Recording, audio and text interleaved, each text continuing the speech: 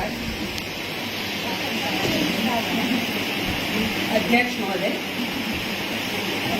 मुख्य अतिथि के रूप में बहुत प्यारी मधुर प्राचार्य महोदय, आराधना, श्वेता, अर्चना, बलिराजी मैम, सारे बच्चे, मैं श्रोताओं के रूप में कुछ अलग सोच कर आई थी कि कैसे श्रोता होंगे, तो मैंने प्रोफेसर्स के बारे में ज़्यादा सोचा था। तो अब मैं अपने वाचन की शैली बदल दूंगी बच्चों के अनुसार, ताकि आप जो मैं कहना चाहती हूँ उसको सही ढंग से पकड़ सकें।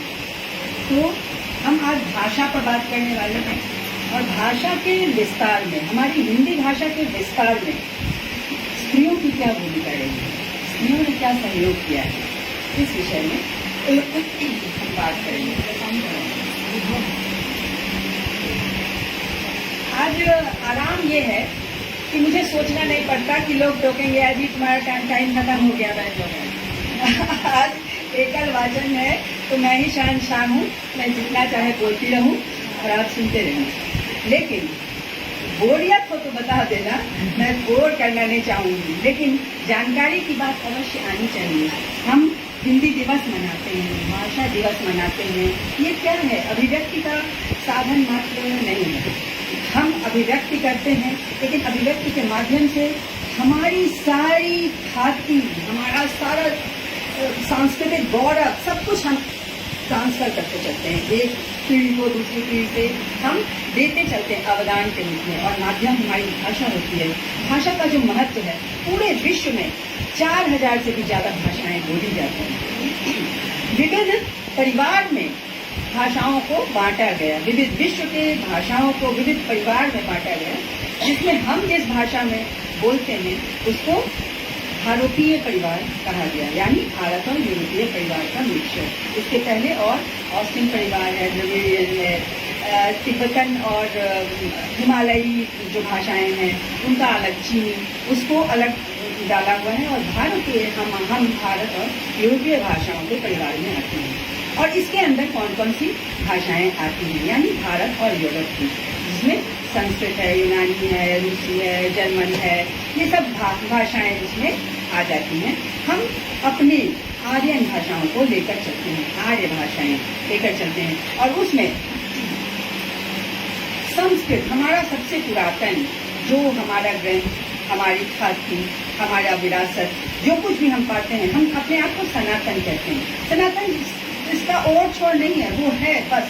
आप मानिए कि उसका अस्तित्व सदा से था, सदा से है, सदा से रहेगा, वही सनातन है। तो वेद का भी कोई टाइम, कोई समय निर्धारित नहीं किया जा सकता। हमने देखा कि वेद है, वेद ग्रंथ हमें मिले, पीढ़ियों से मिले, शताब्दियों से मिले, ईसा पूर्व मिले, विक्रमापूर्व मिले, सब मतलब मिलते ही गए, तो उसको हम समय सीमा में नहीं बांट सकते। तो वह एक ख्याति के रूप में हम हिंदी वाले कहाँ से वहाँ से जोड़ते हैं। तो मैं पूर्व पीठिका की बात कर रही थी कि हिंदी भाषा पर हम कहते हैं कि आप गौरव कीजिए, आपकी भाषा हिंदी है, लेकिन क्यों है, कैसे है, किन कारणों से है, किस परंपरा से है, इस पर बातें नहीं होती। तो इन पर थोड़ी सी बात मैं करना चाहूँगी, और उसके पहले एक बात अवश्य कहूँगी कि हम सब हिंदी वाले हैं, और हिंदी के अंदर, हिंदी विशाल सागर है और उसमें बहुत सारी भाषाएं हैं, बोलियां हैं।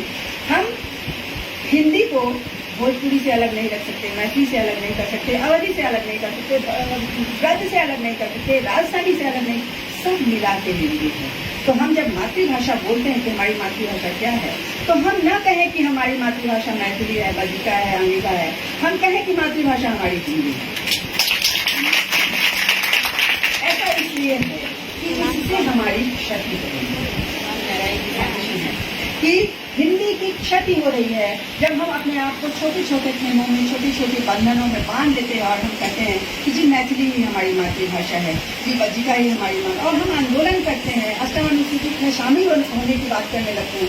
उस अनुसूची में शामिल होते ही हिंदी का बड़ा पाठक वर्ग, बड़ा बोलने वाला वर्ग कट जाता है वहाँ। और आप जानते हैं संख्या बल पर ही हमारी राजभाषा है या राष्ट्रभाषा निर्धारित होगी, तो हम संख्या बल में कमजोर पड़ेंगे। तो हमें हमेशा स्मरण रखना है कि मैथिली तो है ही, विद्यापति हमारे है ही, उनको कहाँ छोड़ा हमने, आदिकाल से है और रखते चले जाएंगे, लेकिन वो हिंदी के अंतर्गत है।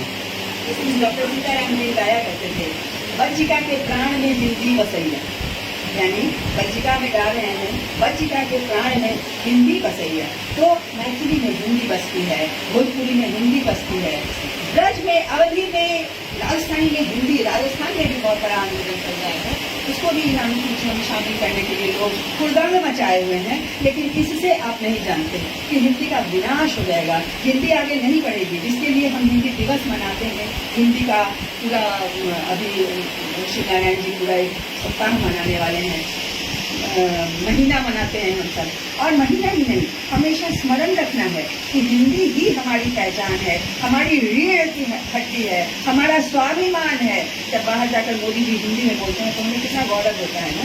कोई अंग्रेजी में जाके बोले हमें गौरव नहीं होता, अंग्रेजी हमारी भाषा खो रही है और हम सब गौरवान्वित होते हैं अंग्रेजी बोलने।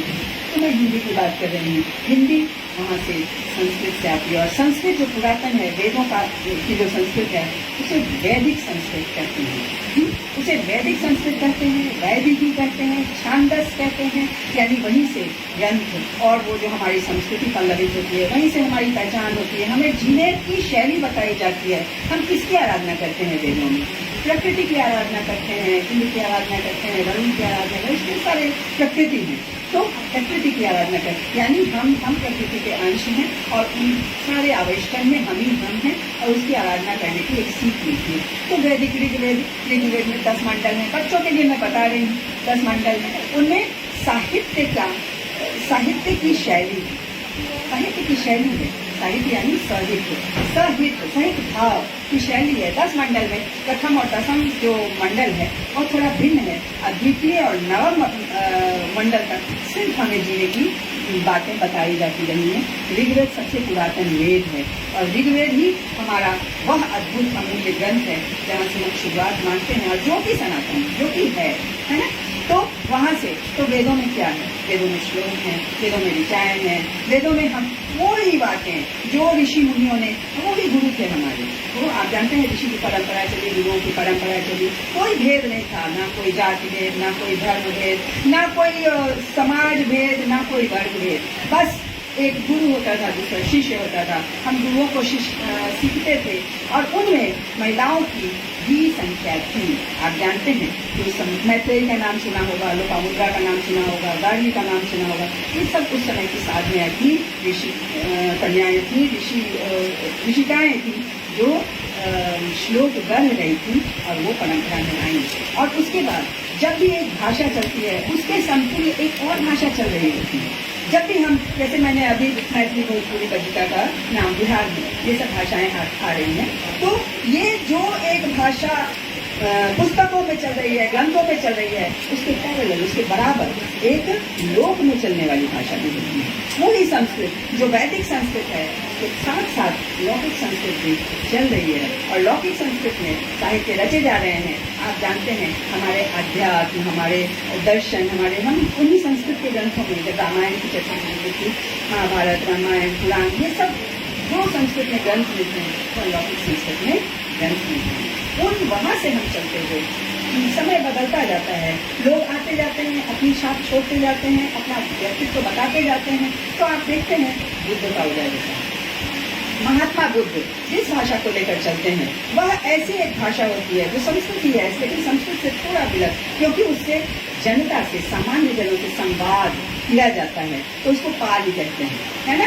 पाली के माध्यम से बुद्धदेव हमसे संवाद करते हैं, अपनी बातें बताते हैं। और आप जानते हैं कि उन त्रिपिटकों के अतिरिक्त वहाँ भी साधुयाँ, स्त्रियाँ लिख रही हैं, जो कि आप खेली गाथाओं में देखते हैं। उसमें साधुयाँ हैं, सब बौद्ध साधुयाँ हैं, ऋषिकाएँ हैं, और वो जो लिख रही हैं वो अपने अनुभव दे रही हैं, वो अपनी बातें कह रही हैं, कहाँ क्या तकलीफ है, कहाँ समाज में क्या जीवन शैली अपनाना चाहिए, कैसे हमें आगे बढ़ना है, उन चीज़ों को दृष्टांत रखकर बताती चलती हैं। और ये खेली गाथा में हम देखते हैं। इसके साथ साथ बुद्ध के बाद जैन मुनि आते हैं। वो आते जाते मत रहो, आप लोग बैठ जाइए, एक बार फिर बातें हैं। तो पाली में जो बातें कही गई थी, फिर थोड़े से बदलाव के साथ प्राकृत की बातें कही जाने लगती हैं। प्राकृत की कुछ व्याकरणिक फर्क के साथ, जैसे गौतम थे तो यहाँ गौतम हो जाते हैं, थोड़ा सा औकार का ओकार हो जाता है। जो वहाँ संस्कृत में 3 तरह के लिंग होते थे, पुल्लिंग, स्त्रीलिंग और नपुंसक लिंग। बाद में लिंग बदल के केवल पुल्लिंग और स्त्रीलिंग रह जाती है। इस प्रकार आगे एक वचन, द्विवचन, बहुवचन संस्कृत में होते थे, बाद में बदल के वो एक वचन और बहुवचन, जो कि आप लोग हिंदी में भी, हिंदी व्याकरण में भी देखते हैं, एक वचन और बहुवचन मिलता है। तो ये फर्क आता है और इस फर्क से जैन मुनि आते हैं और वो अपने संवाद करते हैं। वहाँ प्राकृत के माध्यम से हम सब पढ़ते, सुनते, बुनते, सीखते हैं। आज भी प्राकृत का डिपार्टमेंट है, विभाग है, लोग पढ़ते लिखते हैं। इसके बाद क्या होता है, कुछ चीजें बदलती हैं, लोगों की जुबान पर घिसती हैं, पलटती हैं, भाषा थोड़ा सा स्वरूप बदलता है, बदल के भाषा कैसी हो जाती है, तो उसको अपभ्रंश यानी भ्रष्ट भाषा। हाँ, तुम लोग अभी गलत बोलोगे या मैं गलत बोलूंगी तो कहेंगे कि भाषा ही भ्रष्ट है ना। तो ये जो परिवर्तन है वह भ्रष्ट रूप कहा जाता था, उसका नाम दिया अपभ्रंश। लेकिन अपभ्रंश भी एक शैली के रूप में परिगणित होने लग गई और हमारी भाषा के विकास में वह अपभ्रंश भी आती है और हम उससे आगे बढ़ते हैं, अपभ्रंश से आगे बढ़ते हम कहा जाते हैं। तो वो जो समय था 500 ईस्वी पूर्व से भी पहले, 500 ईस्वी पूर्व से 15वीं शताब्दी ईस्वी पूर्व तक जो वैदिक युग चल रहा था, उसके बाद युग धीरे धीरे हम निकट आते हैं और 1000 ईस्वी तक आते हैं और वहाँ से हम हिंदी को देखना शुरू करते हैं। हिंदी कहते हैं, कुछ लोग 8वीं शताब्दी से मानते हैं, कुछ 7वीं से, 9वीं से 13वीं शताब्दी तक हिंदी की गति, जिसको कि हम आदिकाल के रूप में मानते हैं कि हिंदी कैसे बढ़ती हुई यहाँ तक आई है। तो उस समय भी महिलाएं भी थी, पुरुष भी थे, अलग अलग तरह के ग्रंथ लिखे जा रहे थे, लेकिन उसको बांटने के लिए हमने 3 प्रमुख भेद किए, जो कि आदिकाल, मध्यकाल और आधुनिक काल के अंतर्गत आता है। और उस मध्यकाल में एक बहुत बड़ा व्यक्तित्व उभर कर महिलाओं का हमारे समक्ष आ रहा है, वह है मीरा। मीरा राजस्थानी। मैंने इसीलिए बार बार कहा कि हिंदी ही है। जब मीरा को हम अगर हिंदी में ना पढ़ें तो हमने बहुत कुछ खो दिया है। अगर मीरा हिंदी से विलग हो जाए, वो राजस्थानी हो जाए, तो फिर हिंदी वालों के लिए इससे बड़ा कोई घाटा नहीं हो सकता। तो मीरा एक ऐसा व्यक्तित्व, आप देखिए कि उसने किस तरह से हमें प्रभावित किया था। वो सिर्फ एक साहित्यकार नहीं थी, वह एक प्रेम का संदेश देने वाली साध्वी ही नहीं थी। उसने दर्शन के आधार दिए, उसने भगवत भक्ति की प्रक्रिया दी, उसने प्रेमा भक्ति दी, उसने कृष्ण को किस रूप में खड़ा कर दिया हमारे समक्ष। सिर्फ कृष्ण को ही नहीं खड़ा किया, उसने समाज को भी देखा। इसमें सबसे बड़ा व्यक्तित्व जब मीरा का उभरता है, वह है मीरा का क्रांतिकारी। उसकी क्रांति की अवहेलना नहीं कर सकते, उसको नजरअंदाज नहीं कर सकते। स्त्रियों के लिए जो क्रांति मीरा ने की, उससे बड़ी क्रांति नहीं हो सकती, क्योंकि जिस समय मीरा थी, जिस समय वह मेरता की राजकुमारी होती है, तुर्की में उसका जन्म होता है और उसका विवाह मेवाड़ में होता है। मेवाड़ के राणा भोजराज से होता है। भोजराज वहाँ सिसोदिया वंशी राजपूत होते हैं। उस समय उन लोगों का क्या माहौल होता है, क्या जीवन शैली होती है। औरतों के लिए बहुत सारे बंधन हमेशा से रहे हैं, चाहे वह राजकुल की हो या सामान्य कुल की हो। राजकुल की महिलाओं पर ज्यादा बंधन, क्योंकि उनको एक आदर्श रूप में प्रस्तुत करना होता है कि ये व्यक्तित्व इसी के अनुसार आपको आचरण करना है। तो उस पर जितनी बंदिशें होती हैं, सारी बंदिशें, लेकिन उसको एक साथी अच्छा मिल गया था जो एक युद्ध में घायल होकर धीरे धीरे मर जाता है। भोजराज बहुत ही उदार प्रवृत्ति का उसे एक मित्र रूप में स्वीकार करता है, क्योंकि मीरा पहले से ही अपना पति रूप में कृष्ण को देख चुकी थी, कृष्ण के प्रति समर्पित थी, उसने कह दिया था और पति पत्नी एक मित्र की तरह रहते थे। उसको बहुत बड़ा आधार था वहाँ मेवाड़ की रानी बनकर भी। लेकिन जब पति की मृत्यु 1426 या 36 में एक युद्ध होता है जिसमें कि वो बहुत ज्यादा घायल हो जाते हैं और वो घाव उनको जल्दी नहीं छोड़ता, तो उसी से उनकी मृत्यु होती है। मात्र 25 साल की अवस्था में भोजराज की मृत्यु हो जाती है, मीरा अकेली हो जाती है। लेकिन मीरा ने वो बातें नहीं मानी कि उन्हें सती हो जाना चाहिए, कि उनको वैसे वस्त्र धारण कर लेने चाहिए, कि उनको लोगों से मिलना जुलना नहीं चाहिए। वो जिस प्रकार भजन गाती रहती थी, आप जाएंगे चित्तौड़गढ़ तो अभी भी मीरा का वह मंदिर बना हुआ है जो भोजराज ने बना के उनको दिया था कि आपको बाहर जाने की आवश्यकता नहीं है, आप महल में ही भजन कीर्तन कीजिए, कृष्ण को पति रूप में स्वीकार किए हुए हैं, ठीक है आप रहिए। लेकिन बाद में परिवार में ही बहुत विरोध होते हैं, परिवार में ही वो लोग उभर कर सामने आते हैं महिलाओं को दबाकर। वो क्या कहती है मेरो तो गिरधर गोपाल दूसरों में कोई, जाके सिरमौर मुकुट मेरो पति सोई, जिसके मोर मुकुट है वही मेरा पति है। मैंने कुछ खोया नहीं है, मैंने एक मित्र खोया है, लेकिन पति नहीं खोया है। मेरा पति तो वो है। हाँ, चुंदरी के पिए टूक टूक और नीली लोई, वो चुंदरी को टुकड़े टुकड़े करके उन्हीं के मुंह पर मारती है। ऐसी क्रांति आपने नहीं देखी होगी उस युग में। आज कहना बहुत आसान है, लेकिन उस युग में वो करना। और वो गुरु किसको बनाती है? वो गुरु बनाती है रैदास को, जिसको अस्पृश्य माना जाता है, जिसको चमार कहते हैं हम लोग, जिसको कहते हैं कि इसका काम ही जूता सिलना है, चमड़े का काम करना है, उसको गुरु मानती है। तो गुरु के रूप में क्या आदर्श का समय हो रहा होगा कि गुरु वो लोग होते थे और वह राजकन्या, वह राजमहिषी, वह राज रानी, वह जाके इतना बड़ा विद्रोह करके वह उनको रविदास को, संत रविदास को अपना गुरु बनाती है। तो मीरा के अवदान, मीरा के पदावली आप लोग पढ़ते हैं, उन पदावलियों से भी बहुत कुछ सीखने का अवसर मिलता है। मीरा ने बहुत सारी भाषाओं का पुस्तकों का को लिखा, लेकिन जिसमें सबसे महत्वपूर्ण जो है पदावली के रूप में हमारे समक्ष संकलित कर दिया गया, सुविधा के लिए, आपको पढ़ने की सुविधा के लिए, हिंदी से मिलता जुलता जो स्वरूप था उसी को चुना गया और उसको हमारी सुविधा, क्योंकि राजस्थानी बहुत गहरी भाषा है। उसको डिंगल कहते हैं, उसमें बहुत सारे भाव हैं, लेकिन उसको निकाल कर हिंदी के पाठकों के लिए, हम सब के लिए, इसीलिए राजस्थानी हिंदी है, क्योंकि हिंदी वाले भाव से, समर्पण से राजस्थान से जुड़े हुए हैं, राजस्थानी भाषा से जुड़े हुए हैं, राजस्थानी साहित्य से जुड़े हुए हैं। मैं वहाँ से आगे निकलती हूँ। आप देखिए कि संतों ने बहुत कुछ लिखा था। संतों की वाणी, आप जानते हैं मध्य युग में संतों की वाणी हमारे समक्ष आती है। आप कबीर को, रैदास को, दुर्गा आदि को, घरानंद को, बाद में जाके और भी किताब में बहुत सारे स्वभाव के लोग आए, लिखते रहे। लेकिन आप वहाँ देखें कि वहाँ महिलाएं भी लिख रही थी, लेकिन हमारी मातृसत्तात्मक व्यवस्था बदल के पितृसत्तात्मक व्यवस्था हो गई थी। इसलिए महिलाओं को जिस प्रकार बाहर से आक्रमण हो रहे थे, विदेशी आक्रमण हो रहे थे, हम सब लड़ रहे थे, अपने ही अस्तित्व की लड़ाई लड़ रहे थे। तो जिन महिलाओं ने लिखा भी, उनको भी दबा दिया गया। आप मल्लिका नाम की एक संत थी, उसने लिखा तो उसको मल्लीनाथ करके पुरुष के रूप में बता दिया गया। साधुबाई, ये लोग लिख रहे थे उस समय। और उससे आगे चलते हैं, मीरा एक बहुत बड़ा व्यक्तित्व हमारे समक्ष आता है। और उसके बाद सीधे सीधे हम हिंदी की बुनावट आधुनिक काल में आकर खड़ी बोली हिंदी के कारण, खड़ी बोली हिंदी का संबंध राष्ट्रीय आंदोलन से, हमारे स्वतंत्रता आंदोलन से, क्योंकि स्वतंत्रता आंदोलन, जरा पानी पी लेती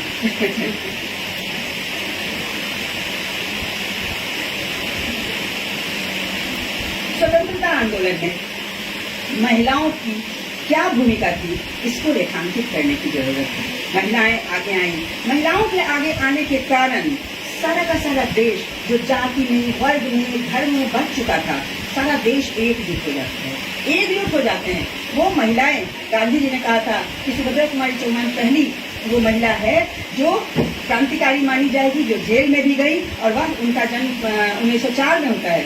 सुभद्रा कुमारी चौहान का नाम ले रही थी मैडम, 1904 में। और उस समय उनकी 12-13 साल की अवस्था में शादी होती है। जिस परिवार में जाती है उनके पति भी राष्ट्र के प्रति समर्पित हैं और एक अच्छा सा साथ मिलता है। और वो, लेकिन उस समय सरोजनी नायडू, अरुणा सफली वगैरह के को रेखांकित किया जा सकता है। भारत को किला कहलाती थी सरोजनी नायडू, बहुत ही बढ़िया बोलने वाली, आगे आंदोलन में आगे रहने वाली वो महिला। हिंदी कैसे फैलती है?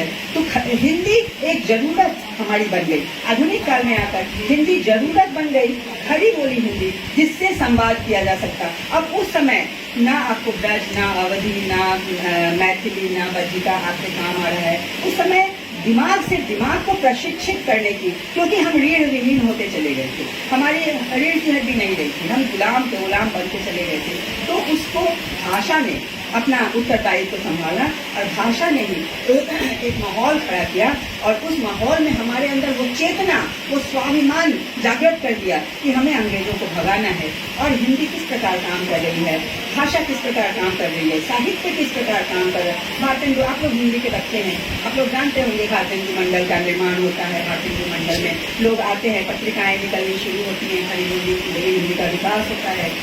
ट्यूटर्ड माइंड कहा गया उसको टिपिकली, जो प्रशिक्षित दिमाग था वो दिमाग बनाया गया। और उस समय सारे थे छोटे छोटे बच्चे, आप जानते हैं खुदीराम बोस 17-18 साल का थे जिसको फांसी दे दी गई थी। एज का कोई भेद नहीं रहा। जो उस समय 18 वर्ष तक क्षत्रिय जीवे, आगे जीवन को धिक्कार कहकर 18 साल के बच्चे को युद्ध भूमि में छोड़ दिया जाता था, क्षत्रियों के बच्चों को, वही माहौल आ गया। अब सारे के सारे क्षत्रिय हो चुके थे। आधुनिक काल में आकर 19वीं शताब्दी में आकर सबके अंदर अपने देश का प्रेम जब उठा था, देश को आज़ादी करने की लगन आ गई थी, उनको आज़ाद होना था, उसके लिए भाषा सबसे बड़ा साधन बनकर उभरा। और भाषा को इस तरह से इस्तेमाल किया गया कि आग लगा दी गई। क्षीणताओं पर तो कोई और त्याग सबसे काम ले या पाप है, पुण्य है विच्छिन्न कर देना उसे, बढ़ रहा तेरी तरह के हाथ है। जिनकी भुजाओं की शिराएं फटी ही नहीं, जिनके लहू में नहीं वेग है अनल का, जिनको भरोसा नहीं भुज के प्रताप का है, बैठते भरोसा किए वे ही आत्मबल का। आत्मबल की जरूरत नहीं थी, ऋषि मुनि हम बहुत दिन हो गए थे, अब हमको सीधे सीधे लड़ना था, जो जिस भाषा में आए उसी भाषा में जवाब देना था। तो ऐसे में जिनको मैं रेखांकित करूंगी, दो लोगों को, मुझे कवि स्त्रियों को चुनना है, साहित्यकार में स्त्रियों को चुनना है, तो मैं चुनूंगी सुभद्रा कुमारी चौहान को। सुभद्रा कुमारी चौहान, हीरो का कैसा हो वसंत, झांसी की रानी, जो वो लिख रही थी, उसने क्या कुछ दिया, वो किस प्रकार, कितनी परिष्कृत दिमाग की, कितने ऊंचे दिमाग की, कितना विस्तृत दायरा था उनका कि वह छोटी बात को सोच ही नहीं सकती थी। उसने अपने आप को इस आंदोलन में समर्पित किया, साहित्य के माध्यम से और युद्ध के माध्यम से। वह सामने सामने आकर लड़ती है, जेल जाती है।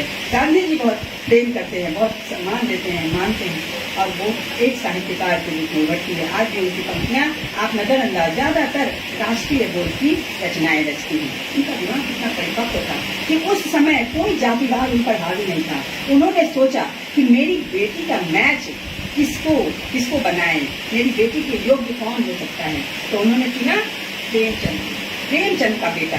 हमारे लिए वो जातिवाद खत्म था, आधुनिकवाद। आज हम इतनी जातिवाद देखते हैं तो हमें लगता है कि हमने क्या कुछ खो दिया है। वो जो माहौल था स्वतंत्रता प्राप्ति के पहले का जो माहौल था, कोई जाति नहीं। सुभद्रा कुमारी चौहान क्षत्राणी है, वह जाती है कायस्थ परिवार के लड़के का हाथ मांगती है, और दोनों प्रेमचंद और सुभद्रा कुमारी चौहान समधी संबंध हो जाते हैं, और वो अपनी बेटी की शादी, बाद में उनकी बेटी सुधा चौहान, वो एक उनकी मृत्यु, सुभद्रा कुमारी चौहान जो 44 वर्ष की अवस्था में उनका देहांत हो गया एक एक्सीडेंट में, एक मोटर एक्सीडेंट में। उसमें उनके बाद उनकी बेटी एक पुस्तक लिखती है उनके पति, मिला तेज से तेज, और उसमें बहुत सारी चीजें, और उसी में महादेवी की चर्चा बार बार आती है। महादेवी वर्मा शांति निकेतन में सुभद्रा कुमारी चौहान को मिलती है। वो बड़ी होती हैं, 3-4 साल बड़ी होती है। 1907 की महादेवी है और 1904 की हो, 3 साल का फर्क है, वो सीनियर भी थी। लेकिन महादेवी शाय थी, थोड़ी शर्मीली थी, वो लिखती थी और अपनी पुस्तिका छुपा कर रखती थी, वो सामने लेकर नहीं आती थी। वो सुभद्रा कुमारी चौहान थी जिसने उसको खींच कर आगे बढ़ाया और सबके सामने उद्घाटित कर दिया, ये तो लिखती है। और उसी समय वो बालिकाएं लिखती रही, और इस स्तर, और दोनों में बहुत प्रेम का संबंध, बहुत ही घनिष्ठता। जब मिला तेज का तेज मैं पढ़ रही थी तो मैंने एक स्थल देखा, महादेवी वर्मा को कहा जाता है दुखवाद की कवि थी, दुखवादी। वो कहती हैं कि एक रात एक ही रूम में कहीं कुछ घूमने गए थे लोग, तो एक ही रूम में सारी महिलाएं सो रही थी, तो चादर ओढ़ के महादेवी वर्मा सो रही थी। तो अचानक से जोरदार रुदन उनके अंदर, वो हिल हिल के रोने लगे, हिल हिल के महादेवी वर्मा रो रही है। सबने देखा कि वो रो रही है, तो किसी ने टोका नहीं। वो अपना सबने जान लिया कि क्यों, क्योंकि दिन में वो घूम रही थी, तो उसने कुछ ऐसी अवस्था महिलाओं की देखी थी कि उनके अंदर वो सदमा जैसा बना बैठा था, और रात में जब वो सो रही है वो चीजें उभर कर सामने, इसीलिए मेरे रोंग खड़े हो जाते हैं वैसी महिलाओं को स्मरण कर कि वह रो उठी सोते में, और वो बातें, इसलिए वो दुखवादी। वो कहती है दुख मेरे निकट वह सूत्र है जो संपूर्ण विश्व को एक सूत्र में बांधकर रखने की क्षमता रखता है, इसलिए वो दुखवादी है। इसलिए नहीं कि वो बिना मतलब का रोती है। जिस प्रकार मीरा हेरी में तो प्रेम दीवानी मेरो दर्द न जानू कोई बात है। इसी प्रकार वह कहती है स्वप्नपंथी विरह स्वप्नपंथी विरह पर चढ़ आ रहा है मिलन मेरा। वह ऊपर किसी को प्रेम कर रही है, यानी वह आध्यात्मिक प्रेम है, लेकिन दूसरी तरफ उसमें जो तेजस्विता है वह सुभद्रा कुमारी चौहान से कहीं कम नहीं है। और उस समय भी आप देखिए कि दो तरह की धाराएं साथ साथ चल रही हैं। हमारे हिंदी वाले बच्चे जानते हैं छायावादी मूवमेंट, छायावादी परंपरा जो चल रही थी, छायावाद के साथ साथ वैसे ही लोग लिख रहे थे जो सांस्कृतिक परंपरा, जिसको राष्ट्रवादी सांस्कृतिक परंपरा कहते हैं, दोनों साथ साथ बह रही है। दोनों को एक दूसरे से कोई विरोध नहीं है, प्रेम है, लेकिन अलग अलग शैली, अलग अलग तरह से लिख रहे हैं। तो उस राष्ट्रवादी सांस्कृतिकवादी धार में बह रही है सुभद्रा कुमारी चौहान, छायावाद में बह रही है महादेवी वर्मा। क्या तेजस्विता है उनमें। वह सुभद्रा कुमारी चौहान एक छपरानी है, वो लिखती है, वो एक कायस्थ परिवार की महिला, वो लिखती है सब बुझे दीपक जला लो, घिर रहा तम आज दीपक रागिनी अपनी जलानी। सभी बुझे दीपकों को एक साथ जलाने की प्रेरणा देने वाली पंक्तियां किसी तलवार से कम नहीं है। तो महादेवी ऊर्जावान ओजस्वी कवयित्री हैं। दुख इसलिए उनके निकट है क्योंकि रात के अंधेरों में लोगों का दुख उन्हें रुलाता है, इसीलिए वो श्रृंखला की कड़ियां लिखती है। महादेवी वर्मा ने अपने साहित्य से महिलाओं को एक अलग ही गरिमा दी, महिमा दी, हमें स्वाभिमान दिया कि ऐसी महिलाएं लिख रही थी। वह सिर्फ कविताओं में नहीं बनी थी, वो रेखा चित्र लिख रही थी, वो ऐसी ऐसी कविताएं, उनकी कविताएं कहीं एक कविता पढ़ लो तो जीवन में हमारे अंदर इतनी सारी प्रेरणाएं भर जाती हैं कि हमें क्या कुछ। दीपक को उन्होंने अपना प्रतीक चुना था, उन्हें दीपक के प्रतीक से बहुत प्रेम था और दीप के प्रति ये दीप प्रकाश उभर करके वह दीप के प्रकाश में आगे बढ़ना चाहती थी। और इस प्रकार हम दो लोगों को उस समय करना चाहते हैं, उस समय रेखांकित। अब स्वतंत्रता प्राप्ति के बाद क्या कुछ होता है। स्वतंत्रता प्राप्ति के बाद जो नेतृत्व आया हमारे समक्ष, उस नेतृत्व ने समाज को वह दिशा देने की कोशिश नहीं की।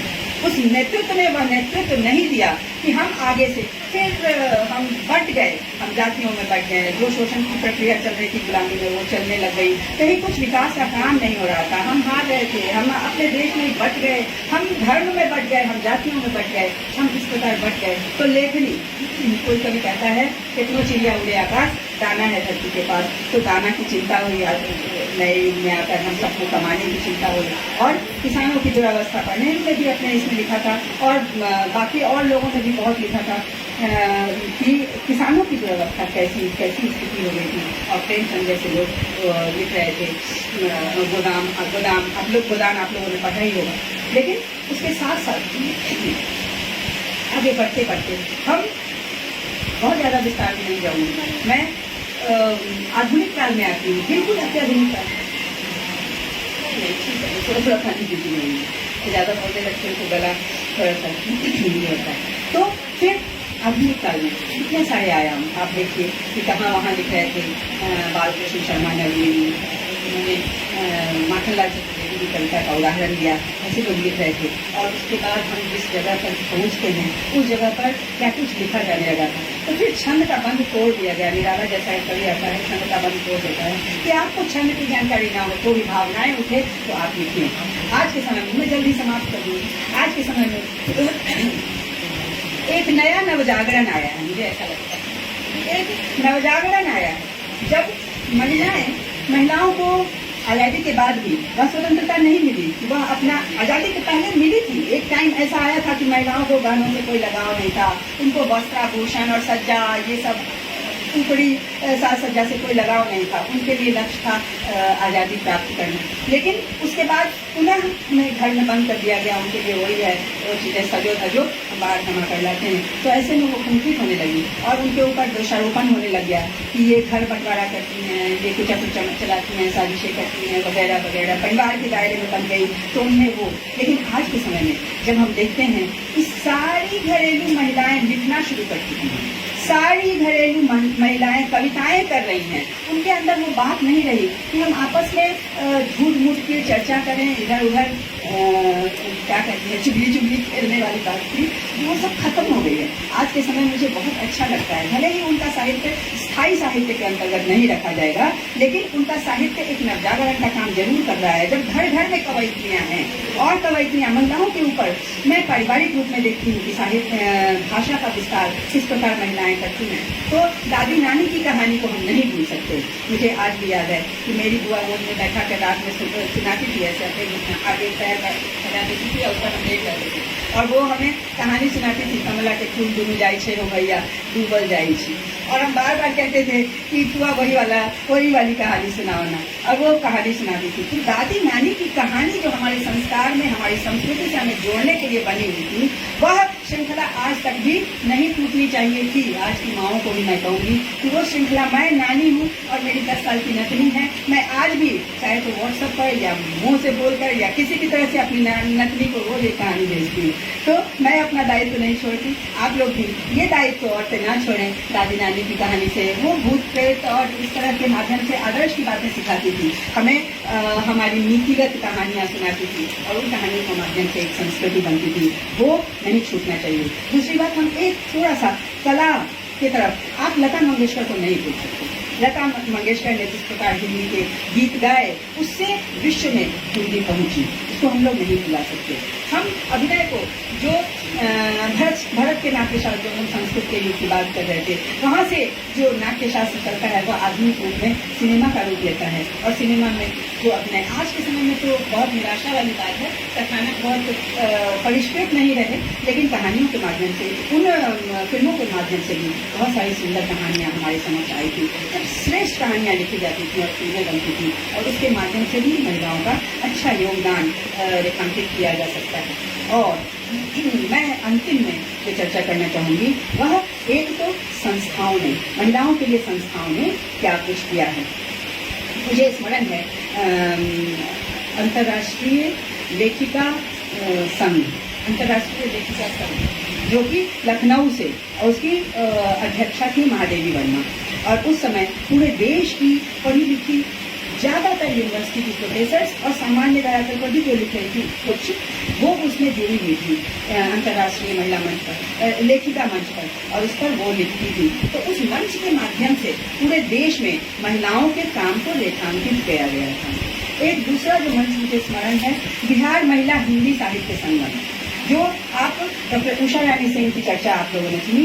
उन्होंने ये संस्था बनाई थी, बिहार महिला हिंदी साहित्य संगम, जिसके माध्यम से वहाँ महादेवी वर्मा को भी बुलाया गया था साहित्य सम्मेलन में। शायद आप भी महादेवी वर्मा आई थी, तो उसमें एक बहुत बड़ा कार्यक्रम हुआ था। फिर पटना विमेंस कॉलेज में भी एक बहुत बड़ा, उसमें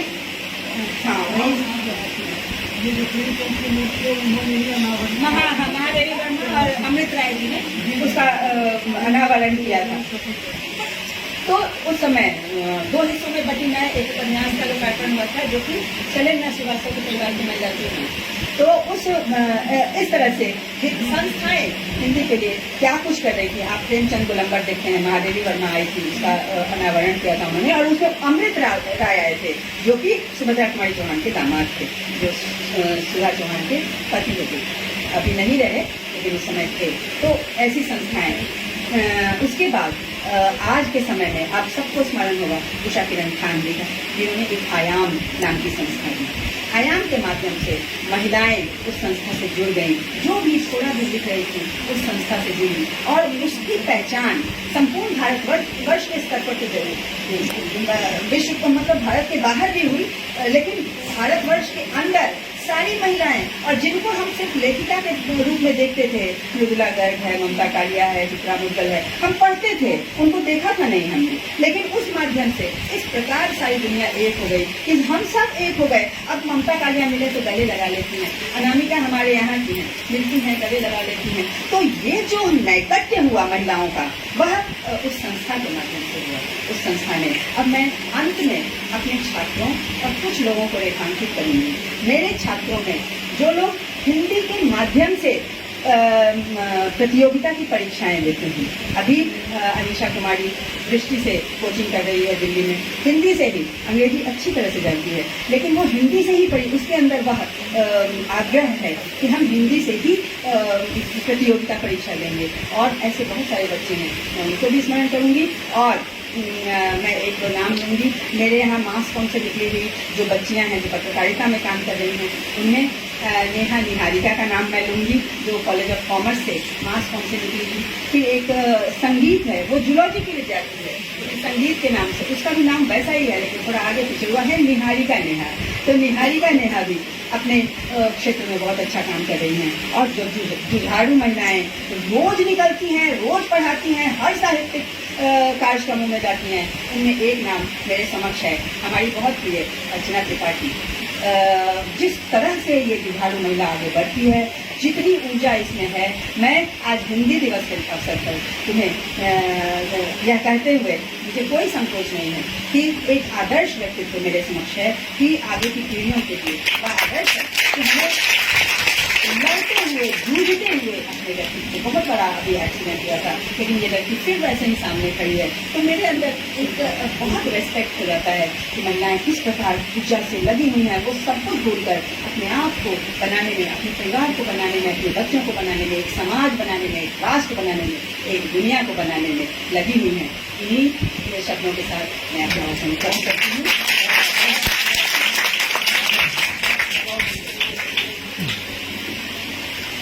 बहुत सुंदर बात,